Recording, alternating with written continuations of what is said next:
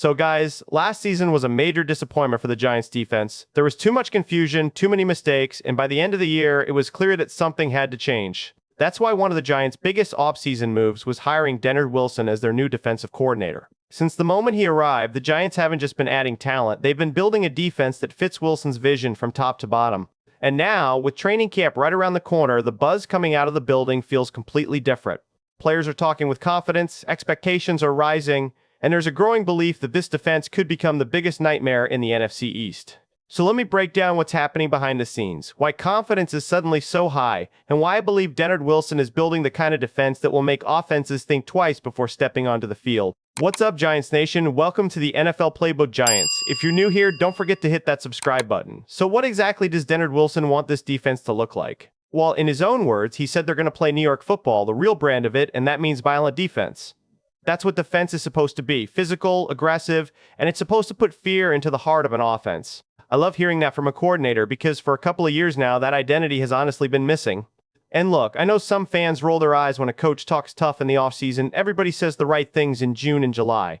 But there's something different about a coordinator specifically calling out physicality and violence as the standard, rather than just talking vaguely about effort. That tells you exactly what he's going to demand once pads come on. Look, the first thing you have to understand is why this change even happened. Honestly, a lot of us were never big fans of the previous coordinator. Even in his first season, you could tell he wasn't the right fit.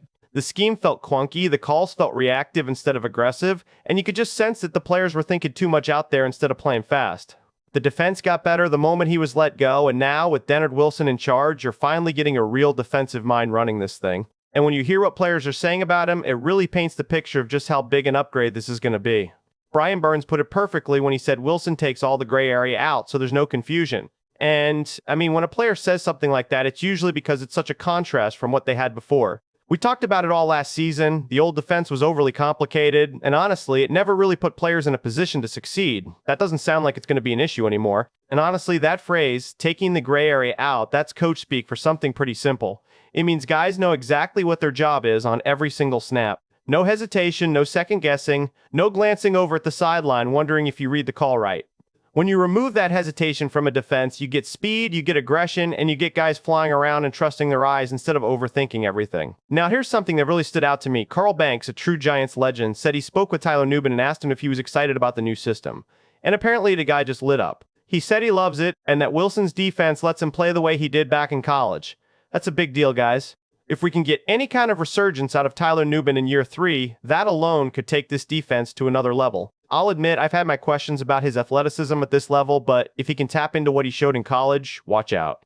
You know, year 3 is usually when things either click for a young player or they don't, and hearing him light up talking about a scheme is honestly a really encouraging sign. It's one thing for a coach to promise freedom, it's another for a player to actually feel it and react like that in real time. When a guy tells you the new system lets him play like he did back before the league slowed him down, that's the kind of comment you file away and remember once the season actually kicks off. And this is where it gets even more interesting. Back at the Combine, John Harbaugh was asked directly why he hired Dennard Wilson, and his answer told you everything you need to know.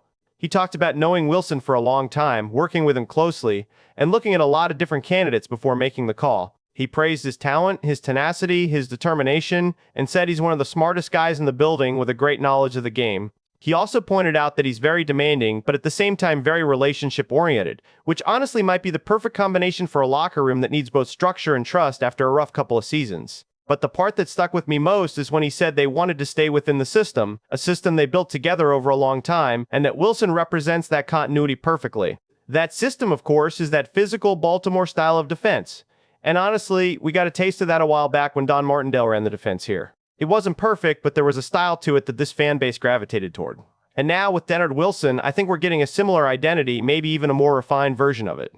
Brian Burns also talked about how difficult this defense is going to be for offenses to read. He said it's not going to be simple to figure out what they're doing, and honestly, that's the beauty of it. On top of that, he pointed out they have world-class athletes who can move around and do a lot of different things, which is exactly why he called it organized chaos. And when you think about it, that phrase says it all, because the previous defense was anything but complex in a bad way. It was predictable, it was easy to prepare for, and offensive coordinators around the league probably had a pretty good idea of what was coming before the snap even happened. It's honestly wild when you sit back and think about this. This coaching staff is finally going to give this team a real schematic advantage. That hasn't been the case the last couple of years, and it's clearly not going to be like that anymore. Imagine being a quarterback prepping for this defense during the week, watching film, and just not being able to settle on what look you're going to see.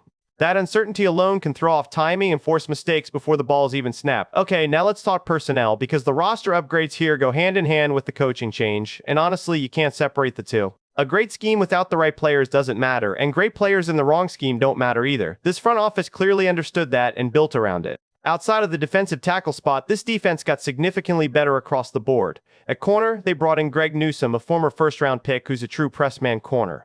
And then they doubled down in round 2 with Colton Hood, who apparently had a first-round grade on their board. Word is, when the first round ended and he was still on the board, there were even rumors the Giants tried to trade back into round 1 just to go get him. That tells you everything about how much they believe in him as a press corner in this new scheme. Think about what that means schematically. 2 press corners who can win outside without help free up the rest of the defense to blitz and disguise coverages because you're not worried about getting exposed every single snap. That's exactly the foundation Wilson needs to run this version of defense. And then there's Deonte Banks. Look, I'm not buying into all the hype just yet, but if Dennard Wilson can tap into whatever potential is still in there, that's a scary thought for opposing offenses. A 3-man rotation like that at corner is not something this defense has had in a long time. The linebacker room got a major facelift too. Brian Burns said it best when talking about Arvell, Reese, and Tremaine Edmunds, saying he's never seen anything like those two before. He called them the biggest inside linebackers he's ever played with, and honestly, that versatility does a ton for this defense. Both guys can move sideline to sideline, they've got closing speed, and they can play in space and cover, which should make the run defense even tougher since they can take on blocks climbing up to the second level. It also opens things up as far as blitz packages and different fronts, just because of the size and range these two bring. Under the old regime, the Giants barely blitzed. They ran the same vanilla looks, the same vanilla personnel, and never really had their best players on the field together in positions to succeed. Honestly, it's almost like the inside linebacker spot had become an afterthought position around here, like people thought you could just get by with whatever bodies were available.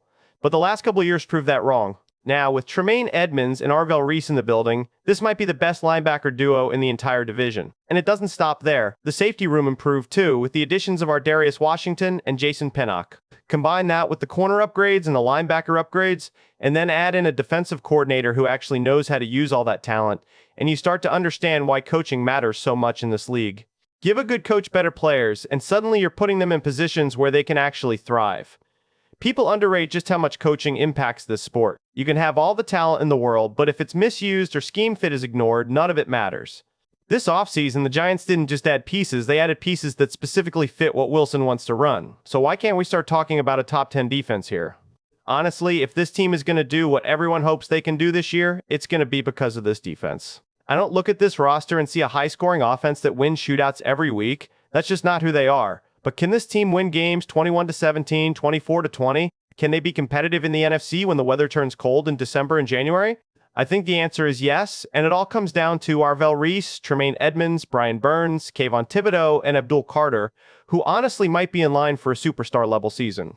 Think about it. We already saw what Abdul Carter looked like under the old coaching staff, and then we saw him under new leadership, and suddenly he was playing like one of the best players in the entire league. That's not a coincidence, guys. That's what happens when talent finally gets put in the right system with the right coach calling the shots. And if that kind of jump is possible over a partial stretch of football, just imagine what a full offseason and a full training camp inside this new system could do for him and for everybody else on this side of the ball. So, when I put it all together, the coaching change, the additions, the buy-in from the locker room, and this isn't just a coordinator swap, it's a full identity shift. If you're as fired up as I am about the Giants finally playing real, physical New York football again, hit that thumbs up and let me know down in the comments who you think steps up the most this season.